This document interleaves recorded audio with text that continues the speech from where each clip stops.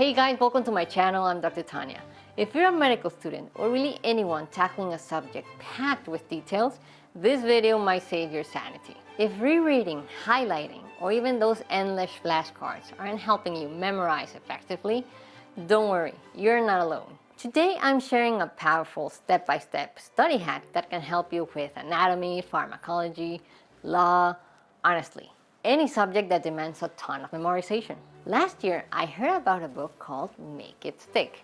I highly recommend it, where I learned about a method used by memory champions. You know, those incredible people who can memorize a deck of cards or just 400 random numbers in just 10 minutes. This method is called the memory palace technique. Now, if you're one of those lucky prodigies who can effortlessly absorb everything, or if maybe creativity is not your cup of tea, then this video might not be for you. But for the rest of us mere mortals, stick around. This might become your favorite new strategy. The memory palace is a technique that associates new information with familiar places. Basically, you use places you already know really well, like your home, your favorite cafe, and link them visually to the concepts you're trying to memorize. The reason it works so well is because our brains love vivid visual details. They make memory stick better and become much easier to recall later. So let's test it out together. We're going to study the upper extremity nerves and their corresponding muscles. Okay, let's start. My memory palace is my childhood home. First up is my attic, representing the axillary nerve. In my attic, there's a delinquent. I picture the guy from the movie Shawshank Redemption. This guy represents the deltoid muscle, and he's casually playing poker with Mother Teresa, who was actually a very small woman. And so she's representing the teres minor. Weird, yes, but it's pretty easy to remember. Now let's move to my mom's bedroom that represents the musculocutaneous nerve. Right in the middle of the floor, there's a big barbell because my mom loves doing bicep curls. So this represents the biceps brachii. Next, in the drawer over there, inside we're going to find two pieces of jewelry. A beautiful coral necklace representing the coracobrachialis muscle. And right next to it, there's a shiny metal bracelet representing the medial part of the brachialis muscle. Next up is my own bedroom, representing the radial nerve. Inside, someone's already saying on my chair, Tristan from The Legends of the Fall. Seriously, who doesn't love Brad Pitt's hair in that one? But if Tristan doesn't ring a bell, you can picture, I don't know, Trinity from The Matrix instead. They would be representing the triceps muscle. Sitting on the floor, there's a strange group of three. First, there's Bran from the Game of Thrones with a big L on his forehead, because to be honest, he's a bit of a loser. He basically did nothing the entire series and still ended up king. Anyway, he represents the lateral part of the brachialis muscle. Do you remember who was in charge of the medial part? The metal bracelet. Okay, so it was in my mom's room, meaning the musculocutaneous nerve. Okay, so it's that simple. Next to Bran, there's a giant anaconda. This one represents the anconeus muscle. And then we have Braveheart, angrily complaining about my broken radial. He's the brachioradialis muscle. And what are they all doing? They're laughing at a love letter I wrote to an ex from a long time ago. This represents the extensor carpi radialis longus.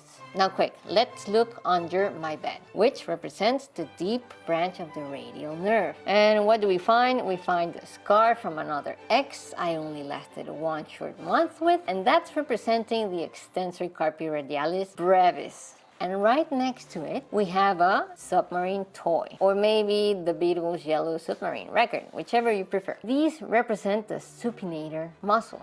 Now let's go onto the closet door. There's a big poster of Ozzy Osbourne. This represents the interosseous posterior nerve of the radial nerve. Okay, let's open that closet. Inside, we're going to find a box filled with random stuff from all my other exes. I don't know why I like to collect junk, but this box represents all the remaining extensor muscles, because we have to keep it brief here to save time. And finally, we have an abdominal polar belt that you never use because it's too big. And this represents the abductor pollicis longus.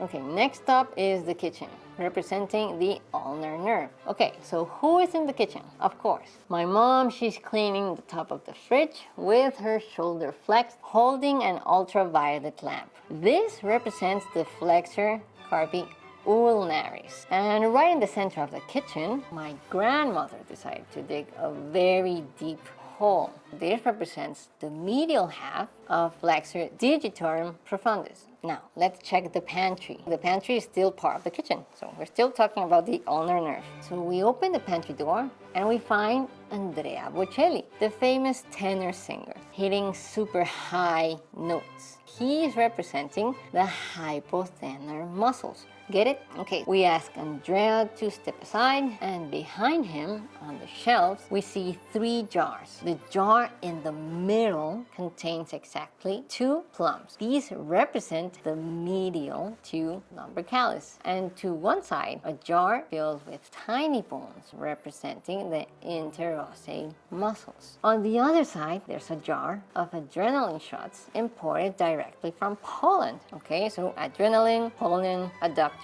polycis. Down on the pantry floor, there's a very tiny jar filled with a very gooey, stretchy polymer. Okay, so flexor polycis brevis. And beside it, we have a tiny container of palm oil. So, palmaris brevis. We're almost done. Yes, memorizing muscles and their innervation can be exhausting. Okay, let's move into the living room, which represents the median nerve. And who's hanging out in my living room? We have Terminator yelling pronto at the butler, and he represents the pronator teres. Next to him, we have Senator Palpatine with his big lightsaber from Star Wars, and he represents the palmaris longus. Both of them are snacking on some radioactive carpaccio, symbolizing the flexor carpi radialis. And what are they doing? They are watching a DVD of Superman. Okay, reminding us of flexor digitorum superficialis. So you may not always fit in one of the words, but you can deduce it. Now, we go to the dining room, which is still connected to the living room. But this one is represented by the anterior interosseous nerve. Do you remember where was the posterior interosseous nerve? The poster was in my room, so branch of the radial nerve. And at the dining table, we have Quasimodo, and he's just like Terminator calling the butler pronto. Quasimodo represents the pronator quadratus. Okay, he's eating a large piece of flesh with a little bit of poison. Okay, so this symbolizes flexor pollicis longus. Carefully stepping aside, we see Granny has dug another hole here, but slightly to the side, symbolizing the lateral half of flexor digitorum profundus. Do you remember where was the other hole? Yes, just in the middle of the kitchen. So the medial half of the digitorum profundus is innervated by the ulnar nerve, because kitchen. Now let's check the cabinet. If we open it, we discover Thanos' infinity glove, clearly representing the thenar muscles. And to the side, there's a jar with 2 plums. These are the lateral 2 lumbricals. And that's it. I created this video because I wish someone had taught me this strategy when I was in med school. Trust me, memorizing anatomy this way is far easier than just cramming before the exam or just flipping through thousands and thousands of flashcards 1 week earlier. If this helps even one of you, I'm happy. Well guys, I hope you found this helpful. Thanks for watching, and I'll see you in the next video.